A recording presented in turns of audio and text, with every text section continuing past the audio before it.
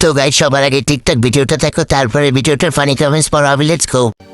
কাজল কালো ওই দুটি চোখ, ও চোখে জাদু আছে, চোখের আড়াল হতে গেলে পড়ে যায় চোখ।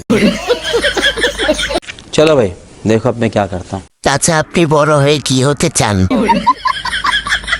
দাদা বড় হলে নায়ক হবে। হাজারো বুড়ির ক্রাশ।